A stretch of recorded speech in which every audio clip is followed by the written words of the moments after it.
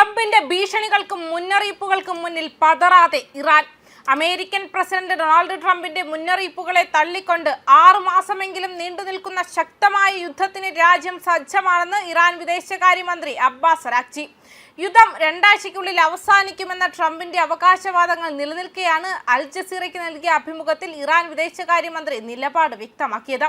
രാജ്യത്തിന്റെ പ്രതിരോധത്തിന് സമയപരിധികളില്ലെന്നും ഏതറ്റം വരെ പോകാനും ഇറാൻ തയ്യാറാണെന്നും അദ്ദേഹം മുന്നറിയിപ്പും നൽകിയിട്ടുണ്ട്.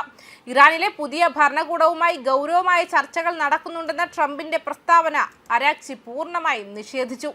അമേരിക്കയുമായി നിലവിൽ നേരിട്ടുള്ള യാതൊരു ചർച്ചകളും നടക്കുന്നില്ലെന്ന് അദ്ദേഹം വ്യക്തമാക്കി. ഇരു രാജ്യങ്ങളും ഉടമ്പടികളിൽ എത്താനായി സംഭാഷണങ്ങളിൽ ഏർപ്പെടുമ്പോഴാണ് അതിനെ ചർച്ച എന്ന് വിളിക്കുന്നത്.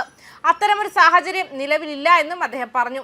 എങ്കിലും മിഡിൽ ഈസ്റ്റിലെ അമേരിക്കൻ പ്രതിനിധി സ്റ്റീവ് വിറ്റ്കോഫിൽ നിന്നും സന്ദേശങ്ങൾ ലഭിക്കുന്നുണ്ടെന്നും മധ്യസ്ഥർ വഴി പരോക്ഷമായ ആശയവിനിമയം നടക്കുന്നുണ്ടെന്നും അദ്ദേഹം സമ്മതിച്ചു. യുദ്ധം അവസാനിപ്പിക്കാനായി അമേരിക്ക മുന്നോട്ട് വെച്ച 15 നിർദ്ദേശങ്ങളിൽ ഭൂരിഭാഗവും ഇറാൻ അംഗീകരിച്ചെന്ന ട്രംപിന്റെ വാദവും തള്ളി. അമേരിക്കയുടെ ആവശ്യങ്ങൾ യാഥാർത്ഥ്യബോധമില്ലാത്തതും അമിതവുമാണെന്നാണ് ഇറാന്റെ നിലപാട്. ഭീഷണിയുടെയും സമയപരിധിയുടെയും ഭാഷയിൽ ഇറാനോട് സംസാരിക്കാൻ കഴിയില്ലെന്നും ട്രംപ് തന്റെ സമീപനത്തിൽ മാറ്റം വരുത്തണമെന്നും അദ്ദേഹം ആവശ്യപ്പെട്ടു. കൂടുതൽ നാശനഷ്ടങ്ങൾ ഒഴിവാക്കാൻ മേഖലയിൽ സമാധാനം ഉറപ്പാക്കി യുദ്ധം അവസാനിപ്പിക്കുകയാണ് ശത്രുക്കൾ ചെയ്യേണ്ടതെന്നും അദ്ദേഹം കൂട്ടിച്ചേർത്തു. മിഡിൽ ഈസ്റ്റിലെ സംഘർഷം രൂക്ഷമായി തുടരുന്ന സാഹചര്യത്തിൽ ഇറാന്റെ ഈ കർക്കശ നിലപാട് അമേരിക്കയ്ക്കും സഖ്യകക്ഷികൾക്കും വലിയ വെല്ലുവിളിയാണ് ഉയർത്തുന്നത്. പരോക്ഷമായ ആശയവിനിമയങ്ങൾ നടക്കുന്നുണ്ടെങ്കിലും നേരിട്ടുള്ള ചർച്ചകളിലേക്ക് കാര്യങ്ങൾ നീങ്ങുന്നില്ല എന്നത് മേഖലയിലെ ആശങ്ക വർദ്ധിപ്പിക്കുന്നുണ്ട്.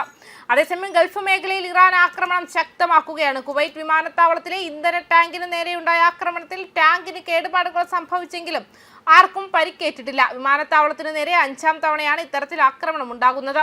UAE-യിലെ ഫുജൈറയിൽ ഇറാന്റെ മിസൈൽ തടയുന്നതിനിടെ അതിന്റെ അവശിഷ്ടങ്ങൾ ഫാമിൽ വീണ ഒരു ബംഗ്ലാദേശി സ്വദേശി കൊല്ലപ്പെട്ടു. എന്നാൽ ഹോർമുസ് കടലിടുക്ക് അടച്ചതിനെ തുടർന്ന് ഇന്ധന പ്രതിസന്ധി നേരിടുന്ന രാജ്യങ്ങൾക്ക് നിർദ്ദേശവുമായി US പ്രസിഡന്റ് ഡൊണാൾഡ് ട്രംപും രംഗത്തെത്തിയിരുന്നു.